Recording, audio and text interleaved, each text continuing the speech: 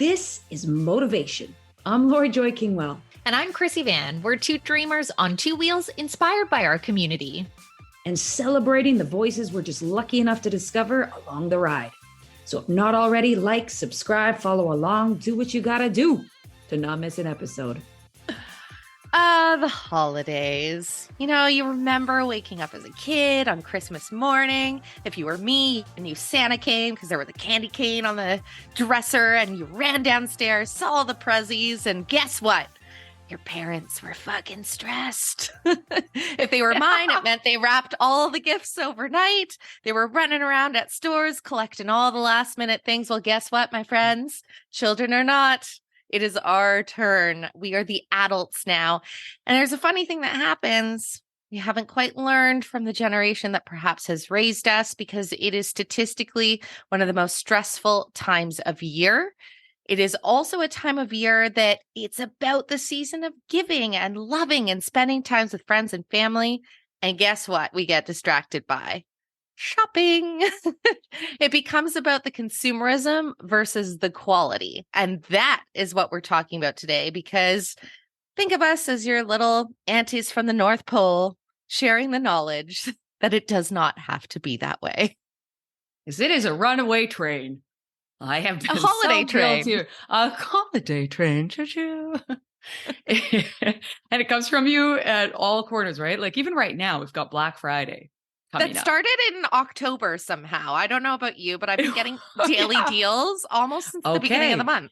But here's the thing. I'm glad you said that, because of what you've also noticed and what's drastically changed from our parents' generation, and what, you know, marketing and big business have noticed is that, like, why don't we start this train, you know, quite early? Because people will just keep riding that train and then just keep spending and spending. And we'll just keep upping the ante over the deals, and they won't be able to help themselves because they'll want to just get that one more thing and that one more thing because it's just such a good deal. And their person would really love that. And it's this like addictive behavior, and it's coming from you at all corners, right? The Christmas stuff goes on the shelves in the stores, boom, like the day after Halloween, right? Sometimes they don't even wait for the day now after Halloween. And if you've noticed, everybody's noticed, not if, everybody's noticed that Christmas is now inching for like 3 months of a time.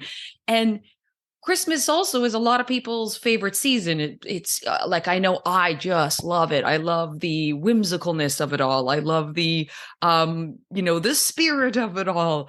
But it's gotten so out of hand. And I even noticed that, like, even the week before Christmas, they'll have these blowout sales. And it's this idea of like, now really get in. And if you've ever gone into the stores those days before Christmas, which I have, because sometimes I'm the last minute shopper, and sometimes I'm the prepared shopper, but it's out of hand. The busyness of the stores, even right before Christmas. And the attitudes. And the attitudes. And I've actually really grown to really, really dislike the Christmas shopping to the point where I get that stressful feeling. And I know even this year, and we've kind of always inched towards this, but even we were on a walk, Dave says, "So what do you want for Christmas?" I said, "Nothing. I do not want to do that whole thing. There's nothing overly that I want. And when I do want it, I usually go out and buy it. So, and that brings me joy to be able to go buy that thing that brings me joy in that moment." So I said, I would rather us put it into an experience, which is what we're going to really talk a lot about in this episode. Not because that's what we've done, but Dave and I've thought of this because of other conversations Krissy and I have had and other friends have had in and around putting our money. I know we've even talked about it on past episodes, putting our money into experiences rather than this stuff. Because you can't you're not looking back on your deathbed at the stuff that you've accumulated. You're looking back at the experiences that you had. So even on that walk, I said to him, I'd love to just invest it into, take money and invest it into like an experience. I said, even if we like planned an entire day from morning until evening where it was just Christmas events and little things, extravaganzas, going to like see the light shows, making petahea, which is pierogies, because he's Ukrainian heritage, and all the like, just have this, watch Christmas movies, go to the theater, watch a Christmas movie, all these, just a Christmas full day. And that to me is where I'd rather spend our money, to have this fulfilled, incorporating Christmas, rather than the focus of just like, got to go here, got to get this, got to get this, got to get this, got to get this, it just makes me even feel gross even thinking about it. It really does. But it's so easy to get trapped into. So as we were talking, all of a sudden I realized I'm like, just acknowledging, I'm not a religious person. When I'm speaking to Christmas, I'm really speaking about like the festive side of it, like the holiday lights and all the things, because everybody celebrates something different. And also to me, I'm like, I don't even celebrate it for the reason that it is. So right, me just too. Throwing that out there. Yeah. But the experience thing. So I've been doing that for many years with my husband. And it's funny because he has more trouble sticking to it than I do, which if you've listened to this podcast should not be shocking because he loves shopping, which is funny because it's literally the polar opposite to me. I actually don't enjoy it at all.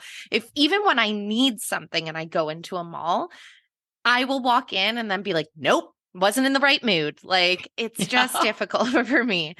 That being said, the way that I look at it is even those times where he has deviated from the plan, and it's not a discount to the fact that I understand his intention is one, I care about you and this is how I'm going to show it.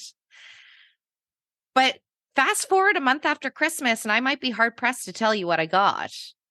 But if the experience part that we've had, and he always laughs at me because he's like, oh, it's always like tickets for two or something, like it means it's a gift for you too, which right, to my favorite band. Yeah, exactly.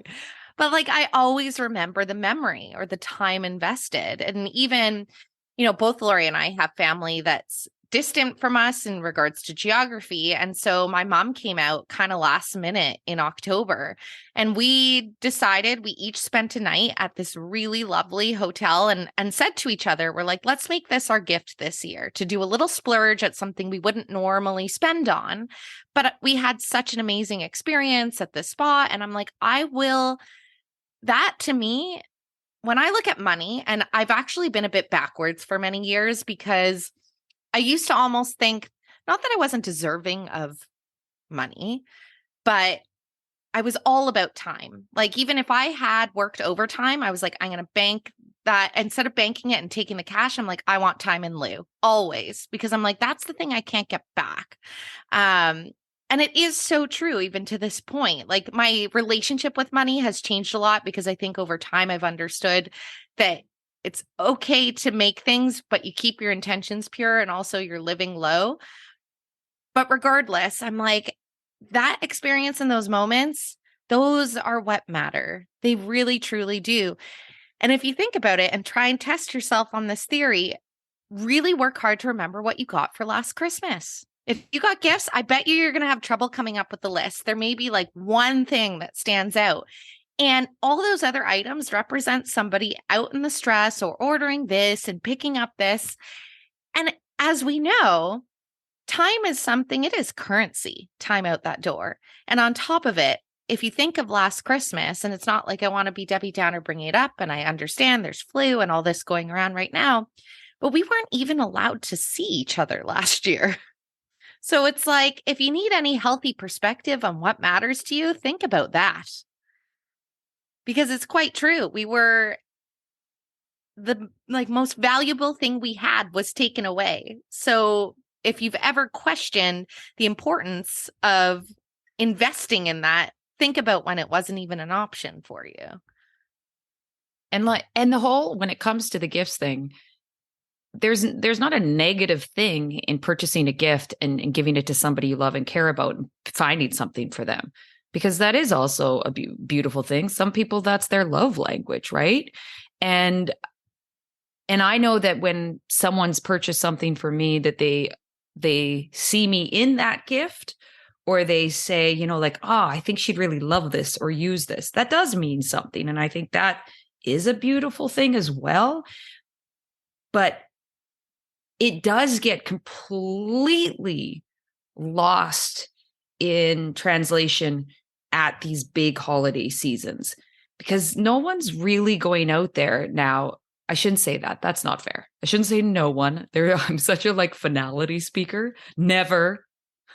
Totally. Well, that was me where after I'm like, I'm really speaking to the excess of the gifts, like those thoughtful things. Well, absolutely. That's just it. It's like the excesses around these big holiday seasons. We have that pull from outside, right? The commercials, watching everything. You walk into any store for anything, and it's just that it used to be my job to just tell people what to buy. Right. So you were horrible. I quit in August, guys. I'm kidding. No, it's but how much when you ask yourself next time you are out buying a gift for Christmas, actually ask yourself, how much are you genuine being in the moment, what would they really love? What would actually mean something rather than just going oh, okay, what can I get them? What can I get them so I check it off my list? What are they, and then calling them, what do you need? What do you want? And then I'll just go out and get that thing, and then rather than even having a conversation, maybe around if you are doing the gifts and you're going experiences are nice, but I'm not even around these people to have these experiences. I'm going home for Christmas and then I'm going to be with these people. I need to get them something. Let's just put it on that scale. Having a real conversation in and around of hey, is there anything that's really interested in this with it, this year? That some hobbies that have cropped up, maybe they've started with art, so you could get them a gift certificate to an art place, or dig a little deeper than the surface of what could I get them that they're gonna be thank you so much anyways, ask them, and you get to know more parts about them. But ask them kind of more open-ended questions to find out, or even what's something that you'd never really splurge on yourself but you just love. For me, sometimes that's I love candles, and some of the most beautiful candles are really expensive, and I would never. But you're just if you got it, you're oh my God, this smells amazing, and But I'm not spending $30 on a candle. No. You know what I mean? And it's just an example, but it's something. What's something that you would be so exciting, but you would never spend on yourself? Because that's even. For a second, I was about to answer you were asking. Yes, Krissy, I do. Yeah, do it. What is yours? Yeah. Honestly, something I would never buy for myself. I'm if I think of spas that have a facial or because I go for RMT, but one of those nice things, I would never buy myself that on a whim ever. But I'm if you get it as a gift, you're fuck yeah, put those cucumbers on. Right? Look who's going to the spa. But really, if the Gav came home and was girl, you getting a facial? Well, we'd be that sounds a little sexual.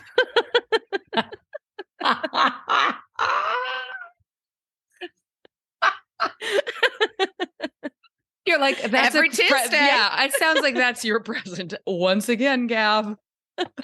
Just my dick in a box.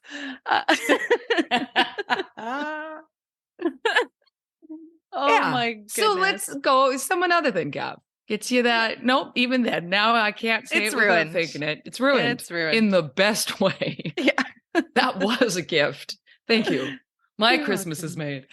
But yeah, it's one of those things where it doesn't have to be and or, but we don't need to be at the mercy of what's kind of taking place in Christmas where we're so excited, but then we're also stressed to the max. This conversation is extra important this year because we are dealing as well with inflation and a time that I know it's really stressful for families financially. And so if you ever needed, because it's one thing to be stressed over your time and running in the stores, it's another to feel stressed because you feel like you're overextending yourself to provide for others. So if you needed a wholehearted reminder, there are so many things that you can do if you're looking to give a gift that are impactful, that aren't a financial repercussion on the other side. One thing, like for me, as I've learned, my love language is words of affirmation for sure. I will always express to people how I love and care for them. Something that I've done a couple of times is like, even I had a friend whose son had a 1-year-old birthday recently. And so I loved reading as a kid. So I did get some books because I figured he's going to have a million gifts. I'm going to get some of my favorite books. So I got 2 books, but then I actually just wrote him a letter from when he was 18. And sealed it up, and to the annoyance of the mom, because I sealed it up real good. And I know she wants to know what I wrote in there. I know who this mom is. But I've done that a couple times as well, even with gifts over the holidays, where I've written them a letter, because I posted it almost every holiday season. But by far, for me, that's the most valuable gift I ever received. There was when my family moved from Toronto to Niagara-on-the-Lake, and it's so interesting because people that know me or saw life on the outside would have thought everything was really good. It was like the Instagram filter of moving, where we moved into this nice new home. But the whole intention was my dad was supposed to work again, and his health, that was like the final straw. He never did. My mom was a casual nurse at the time, which, granted, nurses are in demand now, wasn't as much the case then. So she was scrambling. So heading into that holiday season, they did not have the money. It was the like epitome of house poor. And my dad literally wrote each family member a letter, laminated it, has his fingerprint in it. I loved his signature, has that in it. And to this day, and I'm 35, when even my husband knows if there's a fire alarm that goes off in our condo building, he knows where it is. Like, obviously I have digital copies, but like, that's the thing that comes with us if this place was burning down. Simple.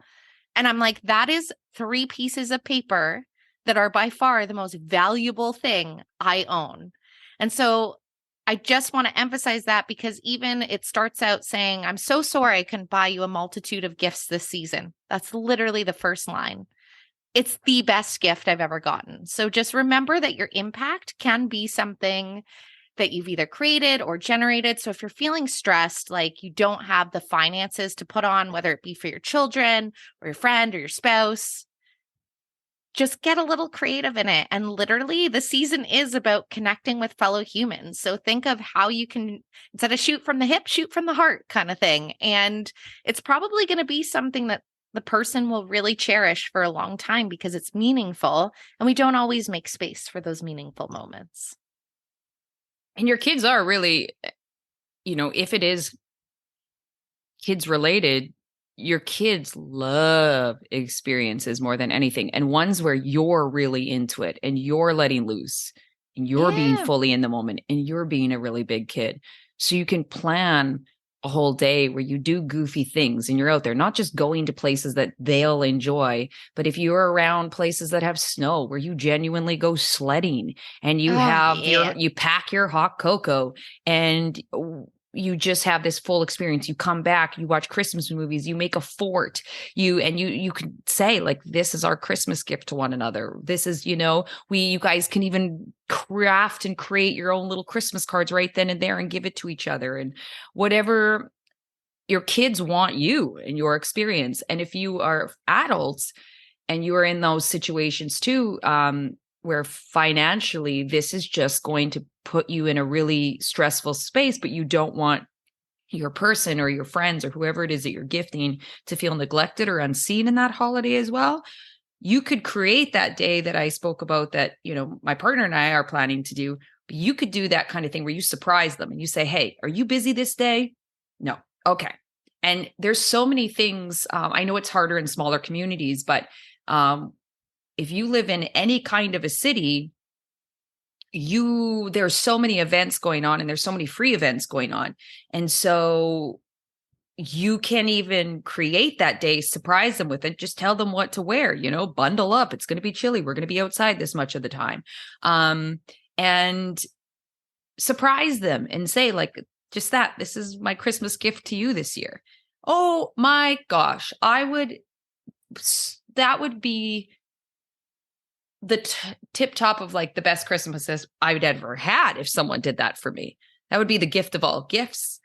And so we're beings that thrive off of connection, and we thrive off of experiences. And so we can separate that pull power that all the, big businesses are making off of us and turning Christmas, whether you're religious or non-religious, whatever Christmas means to you, turning it into something that steals the spirit and still steals the magic or dampers it or dilutes it. But you got to actively kind of do it. Like anything else that we talk about, you have to participate and you have to actively see the bigger picture, and then you have to actually take action, because otherwise, even if you try and avoid it, all of a sudden now you're feeling stressed because like, I didn't do any shopping. I didn't get anybody anything. They're going, they're just going to feel like I don't care. They're not going to see that like I didn't want to feed the monster. Yes. And then, so now, so just kind of going to that place of like, I'm just not going to participate, hard stop. You can do that. There's nothing wrong with that. But because everybody else is participating in a way that, and trying to do it from an intention of like the spirit and love and connection, it can potentially translate into not caring or not, so I don't know necessarily if that's the best route, unless you completely explain that to that person. Hey, I'm just not participating. If I find it stressful, I find it a big old monster. I do want it, but I need you to know that it's not anything personal, and that like, I love you and I want to show that love to you in a different way another time, maybe afterwards, So, and can you understand that from me, or whatever that looks like? On the note of time, that's one other element that I most certainly wanted to mention in a holiday podcast, because it's the second most stressful thing is your schedule. A lot of invitations could be going around, a lot of events, a lot of, if you're in a career mode, end of work elements. Just don't feel like you need to say yes to everything if you're not in a space to say yes to everything. No is a complete sentence. I mean, obviously you don't want to be a dick over the holiday season. No. So when I say that, I want to come to my Secret Santa. No, I do not. Not quite what I'm saying. Right. But so many people literally stress themselves by saying yes, yes, yes, yes, yes to this, that, and the other. And then you actually don't enjoy any of the experiences because you're feeling like you're running from one to the next, and then add in the consumerism of the holiday shopping. So just remember to make the space to actually soak up the season. Because if you look around, wherever you live, there's more than likely amazing light displays or families that have put up something beautiful in their garden. Like, try and take the moments in the space to enjoy those beautiful moments instead of feeling like you're running around from one to the next and telling yourself, I'll take care of myself in January, because January comes all about, I'm going to recoup and self-care. And that's all well and fine. It's wonderful to start the new year in a centered place. But like, seriously, just remember, it's supposed to be enjoyable. And if it's anything outside of that for you when you're saying yes to these things, then you might want to evaluate why you're doing that to yourself in the first place. Preach. So one really funny memory that I always had of my mom is, so she, at work, her colleagues would get her gifts and stuff, and she wouldn't open them at the time. She'd wait till Christmas. And in our family, we open one gift at a time. Same. And we watch the person open it. I like the tradition. It's good. You get to like really take your time. You get to appreciate everybody's thing, have a real moment when, especially if you're the one giving or receiving, whatever.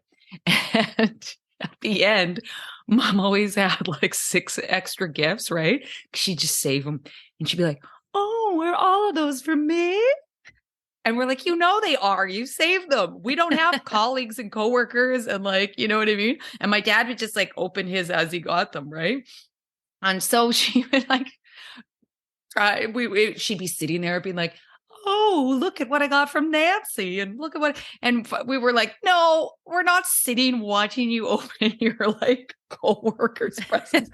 And so she'd be like, you guys don't want to see? We're like, no, out of here, we're done. She always loved that, secretly she just Yeah. loved that she was like, oh, there's 19 more gifts under the tree. And we're like, This one's from Darcy. yeah. We're like, okay, you knew what you were doing here, ma'am. It's funny. I didn't even entertain that some families would all open the gifts at once. And I am lots slightly judging it. Really? Lots as do. soon as you said it, I was like, that seems preposterous. Maybe try it the other way. No, you know what? Maybe I try it your way one day. I don't know. Well, I've watched it happen and it's so fast. All of a sudden, all the presents are open within like 5 minutes. Yeah. And everybody's like, what'd you get? Like, kind of. And you're kind of getting what people have got. And it's just boom, it's done. And it's almost like you just did a shot.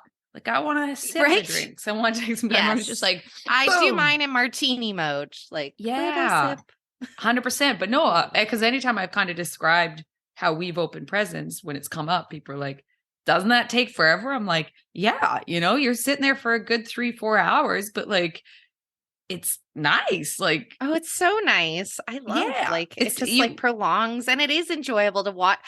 This is the thing, and you're probably the same, that you get more joy over watching the other people. Yeah.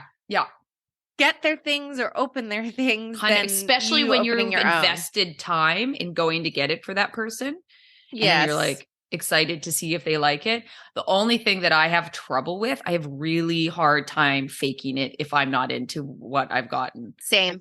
I do not have that face that says, like, I'm appreciative, but I'm also like, in what world did you think that do you know me? Or do you even like, and my family, bless their hearts, they love buying and doing the gifts, especially my mom. My mom is notorious for repeat gifts. So she just buys the thing. Like Dave's like, can't wait for my passport holder this year. He's got like 9.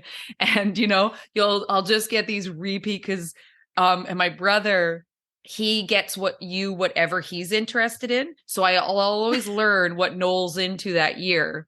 Like, here's an example. We don't eat meat anymore outside of fish. And we haven't eaten meat in, I think now 5 years outside, like the odd, it's a blue moon, put it that way, that we actually will eat meat outside of that. And he got us this. It's a meat cookbook. And on the cover, the guy's sitting over these steaks and stuff. And I open it and I'm thinking, this is a joke, right? And I said, no, we don't eat meat. And he's like, no, right.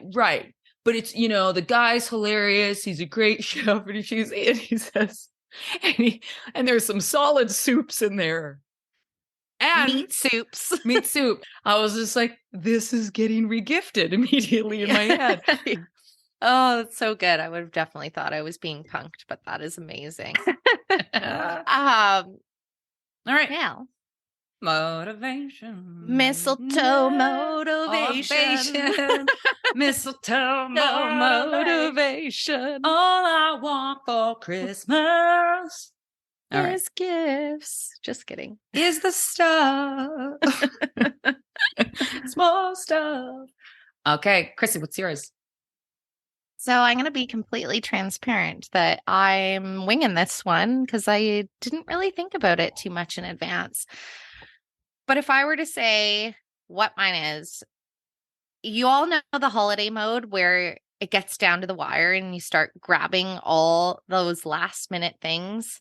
Promise yourself, set a date on the calendar. Like if you definitely have gifts that you're looking to invest in, exactly as Laurie spoke, showing up for that other person in a way that is thoughtful, give yourself a deadline on the calendar. Maybe it's December 10th, let's say, that for all the people that I'm doing this for, this is when I will be complete.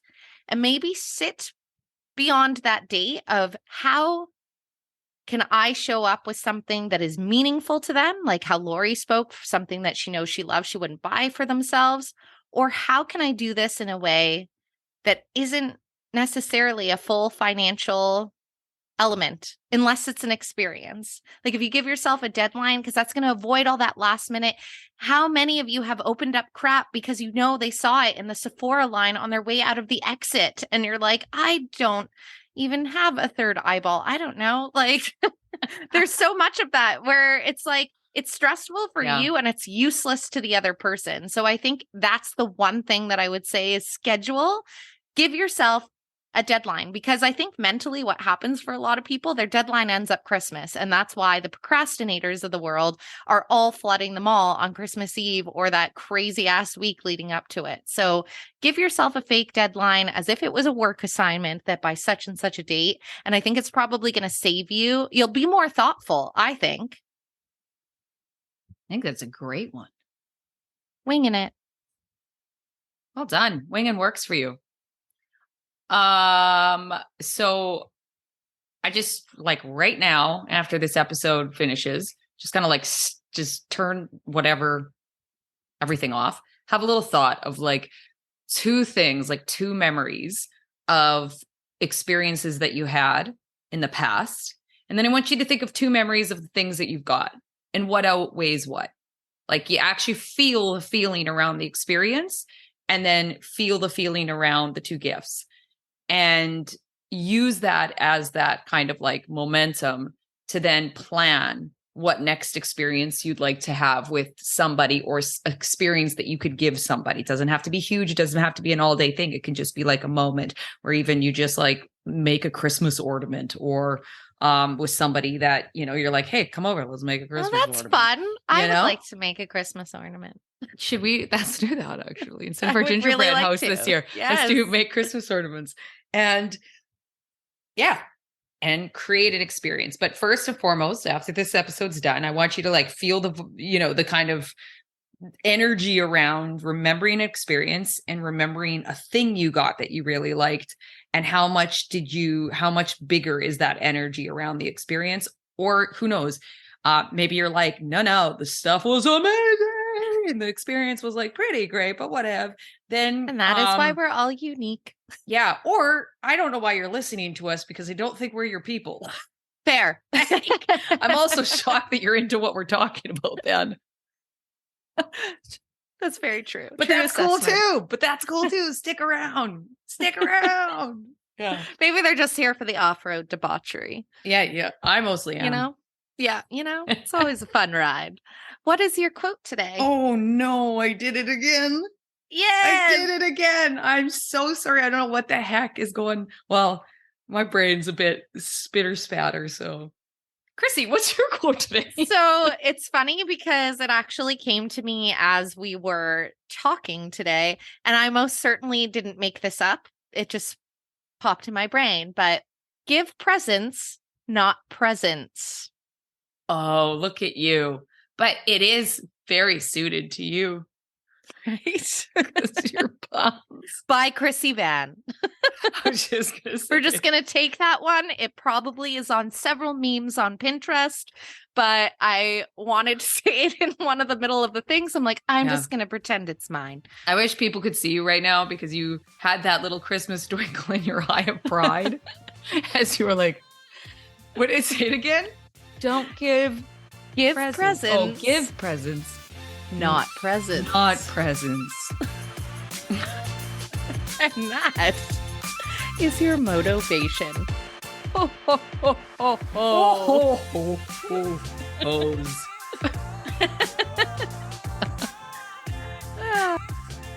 You've just listened to the Motovation Podcast with your host, Krissy Van, and me, Laurie Joy Kingwell. Thanks for joining us along the ride. We've got new episodes dropping every Monday, and we're all about community. So follow us on Instagram at Motovation Podcast and visit our website at themotovation.com. And in the meantime, tanks full and full throttle.